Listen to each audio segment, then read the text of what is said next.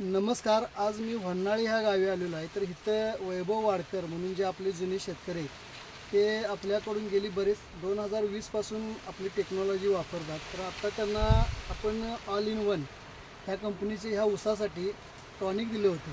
तर त्याचा काय रिझल्ट आला हे आपण त्यांच्याकडूनच जाणून घेऊया. नमस्कार साहेब. नमस्कार. मला सांगा, तुमच्या हातात जे ऑल इन वन आहे हे तुम्ही ह्या ऊसाला किती दिवसापूर्वी वापरलं होतं? एक 2 महिन्यामागे. 2 महिन्यामागे. आळवणी आळवण्यात 2 फवारण्यात घेतल्यापासून तुम्हाला साहेब यामध्ये काय रिझल्ट जाणवतो? ऊसाची ग्रोथ म्हणा, पेरांची लांबी म्हणा, हां, तिथनं उंची म्हणा, जाडी म्हणा, जाडी, पानाची रुंदी. रुंदी.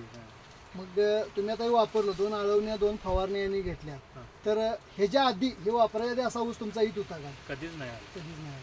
ही काढून लावून केलेली आहे काय? ह्याच्या आधी कुठला दुसरं पीक होतं? सोयाबीन सोयाबीन होतं. सोयाबीन काढल्यानंतर तुम्ही इथं ही लावण केलेली आहे. तर हा प्लॉट आपला किती दिवसाचा आहे?